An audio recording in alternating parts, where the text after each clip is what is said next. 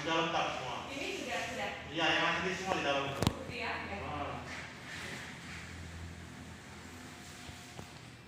Bang, ngurus apa hari ini, Bang? Saya mau ke sana, Pak. Merubah nama anak. Oh. Iya. Ada biaya nggak di sini, Bang? Ya ada sih. Ada ya? 159. Oh iya ya. Iya.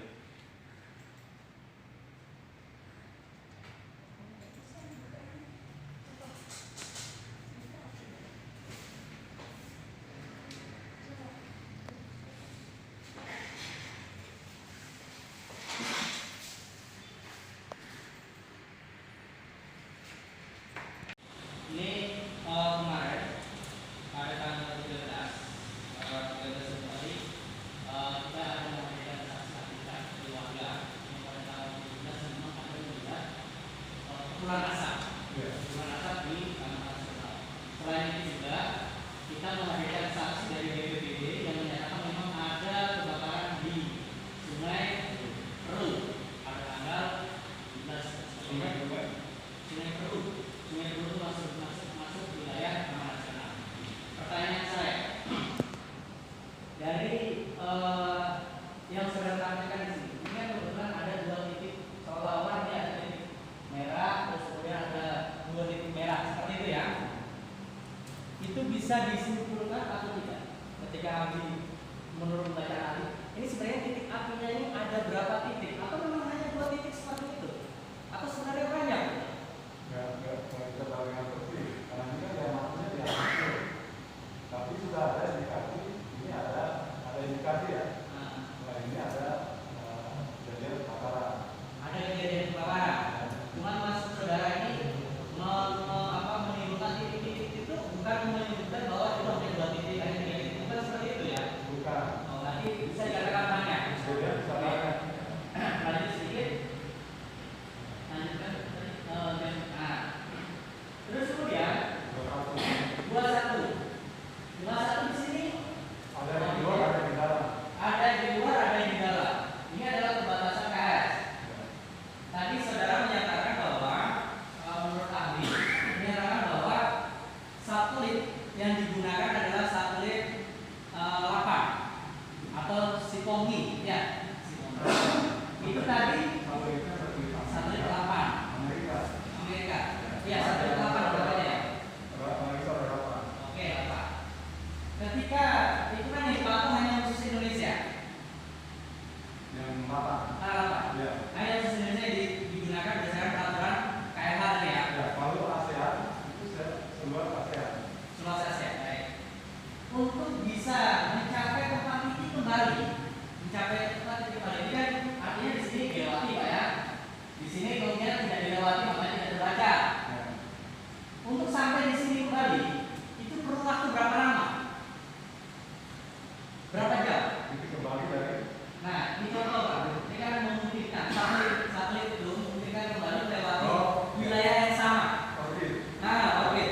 Itu kira-kira memerlukan waktu berapa jam? jadi dia satu hari kan 24 jam 24 jam. dia perlu waktu 12 jam 12 jam baru sampai kembali. ya makanya ada satu pengamatan siang ada satu pengamatan malam Baik. Berarti selalu 12 jam memungkinkan untuk lewat ya. Oke. Assalamualaikum warahmatullahi wabarakatuh. Saya hari ini berada di lingkungan Pengadilan Negeri Pangkalambun kelas 1 di Pangkalambun, yang mana pada hari ini saya wawancara eksklusif kepada Humas Pengadilan Negeri Pangkalambun terkait seputar kegiatan persidangan yang selama di tahun 2020 dan di 2021. Inilah hasil liputan kami. Sedikit Pak Humas, Pak Menteri. Ya, silakan. Ada beberapa hal yang kita dengar dari beberapa persidangan di pengadilan. Namun masyarakat juga kan ingin tahu juga sih peran fungsi pengadilan itu apa yang sebenarnya. Tolong sedikit Bang kita penjelasannya. Kalau secara core bisnis, pengadilan itu memberikan pelayanan kepada masyarakat yang hari ini masyarakat itu nomenklaturnya disebut dengan konsumen. Jadi masyarakat pencari keadilan dan masyarakat pengguna jasa kantor pengadilan. Kira-kira itu core bisnis kita. Bang, kalau kita berbicara terkait dengan persidangan ya Bang. Artinya untuk tahun 2020 itu berapa perkara Bang, pidana maupun perdata Bang? Untuk 2020 tercatat perkara masuk 501, itu terdiri pidana dan perdata. Pidana termasuk acara biasa, acara cepat karena acara singkat tidak ada yang masuk. Sudah include pula di dalamnya itu pra peradilan. Nah, untuk perdata, gugatan termasuk gugatan sederhana, permohonan, termasuk pula di dalamnya perdata bantahan. Mungkin gambaran untuk perkara yang terselesaikan sampai dengan akhir tahun berhasil diputus kurang lebihnya sekitar 561. Jadi ada sisa perkara di tahun 2020 yang masuk ke register penyelesai di tahun berikutnya, yaitu 40 perkara. 40 perkara. Kalau kita melihat pelayanan di pengadilan dalam sistem untuk kemudahnya, pelayanannya apa aja?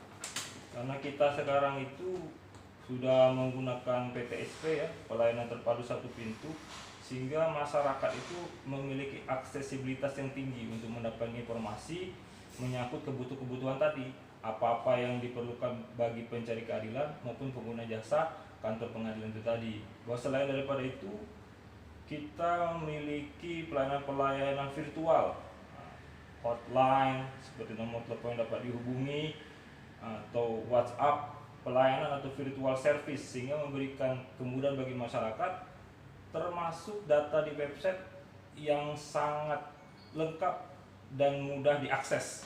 Kira-kira seperti itu. Jadi pada intinya di sini kemudahannya terutama kalau yang bisa menggunakan media sosial, bisa menggunakan webnya bala. Ya, bahkan kan pengadilan negeri Pangkalan Bun itu memiliki akun YouTube, Instagram, Facebook, dan sifatnya itu bisa diikuti publik. Jadi sangat terbuka. Jadi pelayanan informasi, keterbukaan informasi publik ini sudah menyeluruh ya Pak? Ya, kami berusaha untuk hari demi hari menyempurnakan kekurangan-kekurangan kita, berusaha untuk menjadi institusi yang terbuka sehingga masyarakat melihat kami itu sebagai sosok yang tidak tertutup, melainkan sangat komunikatif dan bisa digali informasi apapun yang diinginkan sepanjang yang tidak berdasarkan ketentuan perundangan harus dirahasiakan gitu. Artinya ini perubahan-perubahan semakin hari semakin ditingkatkan gitu ya Bang? Insya Allah seperti itu. Artinya yang dulu mungkin warga masyarakat merasa ngeri-ngeri sedikit ya melihat lembaga penegakan hukum, terutama di pengadilan, di lembaga itu ya, artinya di ruang tahanan itu ya. Sekarang ini beda ya Bang? Kalau sekarang kita kan era keterbukaan, sistem dibangun sedemikian rupa, sehingga hal yang seperti itu sudah tidak mungkin lagi dapat terjadi, dan masyarakat harus bisa berpikir lebih objektif bahwa kami bukanlah yang dulu. Sedikit Pak, kalau kita berbicara ini terkait dengan pengadilan yang mana ini sidang ya, ini sekarang ini masih menggunakan sidang online, Pikon atau bagaimana Bang? Ya, kebetulan memang peraturannya itu disusun sedemikian rupa, peraturan Mahkamah Agung memang bukan hanya untuk menghadapi situasi pandemik, melainkan perkembangan kekinian, sehingga aturan-aturan itu masih diterapkan. Apalagi memang saat ini status pandemik itu belum dicabut, bahwa sidang-sidang kami khususnya pidana masih melalui mekanisme daring, kecuali yang memang terpaksa harus hadir di persidangan, kami tetap membuka ruang untuk itu.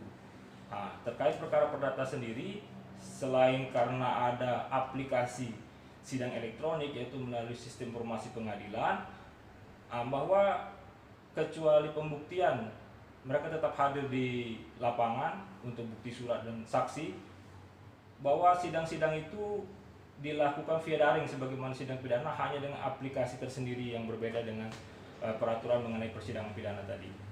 Jadi para tahanan bagaimana kira-kira Bang? Apakah tahanan pengadilan posisinya di ruang pengadilan atau tahanan kejaksaan posisi di ruang kejaksaan, sementara tahanan kepolisian berada di ruang kepolisian? Bagaimana kira-kira? Ya, sepanjang yang kami ketahui sebelum pandemi, tahanan kepolisian tentu ada di rutan yang disiapkan oleh pihak kepolisian.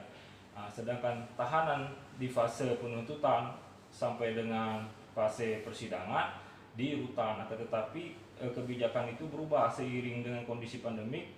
Kementerian Hukum dan HAM mengeluarkan aturan yang ketat, sehingga sekarang sepanjang masih berstatus sebagai tahanan pada segala tingkatan ditahan di rutan Polres. Oh. Jadi ini nggak di rutan kejaksaan, nggak di rutan di Ya, lembaga pemasyarakatan. persidangan dilakukan daring di mana posisi fisik terdakwa secara konkret ada di rutan Polres, sehingga instalasi IT dan persiapan dilakukan oleh tim dari kejaksaan bekerja sama dengan tim dari kepolisian. Sebentar Bang, kalau ada hakim di pengadilan kelas 1 di Pangkalan ini berapa jumlah? Kalau kita sampai dengan saat ini tercatat masih memiliki 4 orang hakim, 1 pimpinan. Nah, meskipun dalam waktu dekat terdapat suatu perubahan, yaitu masuk ke 3 orang hakim, maka tetapi diiringi dengan keluar 2 orang hakim, sehingga ke depan dalam waktu dekat ini kami akan memiliki 5 hakim, 1 pimpinan dengan jabatan wakil ketua pengadilan kosong. Oh, jadi merangkap sementara ya. Artinya wakil ketua pengadilan menjabat sebagai ketua Ya, wakil pengadilan. ketua pengadilan dengan sendirinya menjalankan fungsi-fungsi ketua karena tidak ada ketua secara definitif. Kalau untuk paniteranya, Bang, VV, panitera pengganti. Panitera pengganti fungsional yang dalam konteks tidak rangkap jabatan struktural hanya 1, dan secara kepegawaian tercatat sedang kondisi sakit, sehingga kami tidak memiliki panitera pengganti fungsional, di mana pelaksanaan fungsi panitera itu sejauh ini dilaksanakan oleh panitera, merangkap panitera pengganti, panitera muda, perdata hukum dan pidana merangkap sebagai panitera pengganti. Ini seperti itu. Jadi kondisinya hanya ada 4 personil yang aktif membackup fungsi hakim untuk melaksanakan persidangan. Ada nggak Bang, selama ini gendala-gendala yang dilakukan pengadilan dengan program, artinya di saat pandemi COVID ya, bukan program ya, pandemi COVID ya, sehingga muncul instruksi untuk pelaksanaan sidang itu. Ada nggak selama ini gendala-gendala? Kalau kendala mungkin lebih kepada sistem jaringan ya, karena berbasis IT tidak terlepas dari kekuatan sinyal. Nah, seringkali hambatan dalam pelaksanaan itu lebih kepada IT daripada personil. Kalau jaringan dalam gangguan, maka persidangan terganggu, itu sudah otomatis. Jadi infrastruktur harus bagus di segala aspek. Pengadilan oke, dari kejaksaan oke, kepolisian oke, dari lapas oke. Insya Allah dengan baiknya segala persiapan yang diberikan atau disiapkan oleh institusi tadi, maka persidangan dalam jaringan ini akan sangat baik. Tetapi bila ada cacat di salah satu titik, maka akan berdampak kepada titik yang lain. Oh, itu cuman pada posisi jaringan ya Bang? Ya, kalau yang lain daripada itu saya kira tidak ada kendala, sudah berjalan sebagaimana mestinya. Kalau jadwal untuk persidangan diawali setiap jam berapa Bang? Kita kondisional karena melibatkan institusi lain, sangat fleksibel, tergantung kesiapan dari masing-masing institusi. Yang jelas dilaksanakan segera mungkin jam 9 kalau pidana. Kalau perdata bisa saja di bawah itu. Kalau maksimal untuk waktu yang sudah terkejar itu sampai jam berapa maksimalnya? Kalau waktu tidak kita lokasikan sepanjang hari itu persidangan masih berlangsung, ya bisa dilakukan sampai malam hari. Jadi tidak ada jam persidangan. Oh, tidak ada batas waktu? Tidak ada. Hanya tergantung waktu sampai malam sampai jam Ya, berapa? yang dibatasi itu jam pelayanan di PTSP. Kalau jam sidang tidak. Tidak ya. Tidak. Mungkin Pak ada harapannya Pak selaku humas pengadilan kepada warga masyarakat Koper yang beracara, mungkin ada harapannya? Ya, kalau harapan kami karena dalam kondisi pandemik tentu tidak berlebihan jika kami segenap keluarga besar Pengadilan Negeri Pangkalan Bun mengharapkan masyarakat yang berkunjung untuk memastikan kondisi kesehatannya. Jikalah dirinya merasa dalam kondisi yang tidak fit, ada gejala yang mengindikasikan terpapar COVID-19, apalagi dia merasa kontak erat dengan seseorang yang telah terkonfirmasi COVID-19, hendaknya untuk tidak berkunjung menjaga kemungkinan jika kemudian akan menyebarluaskan penyakit yang sudah terkontaminasi pada dirinya itu, mengkontaminasi dirinya. Jadi untuk menghindari terjadinya penularan, paling tidak antisipasinya di saat ada yang terjadi gejala OTG maupun COVID ya, artinya terkonfirmasi COVID, jangan sampai mereka dulu gitu ya. Mungkin kalau OTG dia tidak merasa ya, karena tidak mungkin juga dia secara inisiatif jika tidak ada keperluan-keperluan yang mengharuskan dia untuk antigen atau rapid test dengan antibody, dia akan lakukan uji mandiri. Tapi jika terasa dirinya tadi mengalami gejala-gejala yang saya sebutkan tadi, kemudian dia juga merasa kontak erat dengan seseorang yang telah terkonfirmasi, hendaknya dia menghindari dulu untuk melakukan kontak dengan publik. Selain itu sebenarnya kami pun sudah mempersiapkan sistem untuk menjaga segala kemungkinan dengan menyiapkan tempat cuci tangan, mewajibkan menggunakan masker, jaga jarak, dan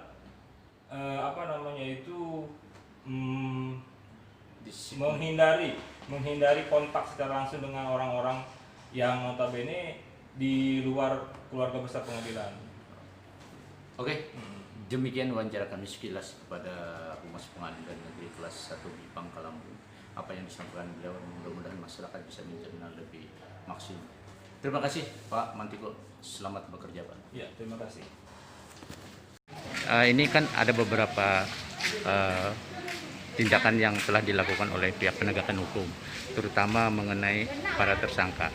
Nah, saat ini tersangka apabila sudah dilimpah, apakah tersangka masih posisi di rumah tahanan kepolisian atau pindah pada kejaksaan atau dititipkan di lembaga? Baik, sampai dengan saat ini kita sesuai dengan kesepakatan yang sudah kita evaluasi bersama untuk kedepannya, bahwasanya untuk terkait dengan penerapan tahanan, ya, tahanan baik yang kita terima dari para penyidik untuk di rumah tahanan Polres Kota Waringin Barat sendiri tentunya sesuai dengan aturan yang berlaku. Kemudian terkait dengan situasi masa pandemi ini, ya, kita menambahkan satu prosedur yang kita laksanakan, yaitu setiap para tersangka yang kita kembalikan ke rumah tahanan atau kita status tersangka yang kita masukkan ke rumah tahanan ini terlebih dahulu dilakukan pemeriksaan kesehatan atau dilakukan rapid test antigen atau dilakukan tes swab. Jadi tahanan tersebut tidak kita campur dengan tahanan yang lain, namun kita isolasi terlebih dahulu sambil menunggu hasil rapid maupun swabnya keluar. Nah, bagi yang sudah dinyatakan sehat, ya tentunya sesuai dengan protokol kita akan sesuaikan dengan klasifikasi kasus mereka. Kemudian terkait dengan pelimpahan, kita akan mengikuti hasil kesepakatan dan aturan yang sudah berlaku sampai dengan saat ini. Tentunya semuanya didahului dengan penerapan protokol kesehatan, baik berupa tes rapid test antigen maupun hasil swab, semua akan dilampirkan, sehingga itu nanti akan diterapkan aturan pada saat penerapan di masa pandemi. Oh, makasih Pak. Di Wonogiri tanggal 4 November 2022. Indonesia Agama Islam pekerjaan PNS pada kantor BPN Pangkalambun. Alamat Jalan Haji Muhammad Rafiqi atau BTN Kemuning Permai Blok A nomor 6 Formadil Rejo, Kabupaten Kota Waringin Barat. Pak Joko kenal dengan terdakwa? Kenal. Dia mengucapkan apa? Untuk memberikan keterangan di sidang, dia mengucapkan apa?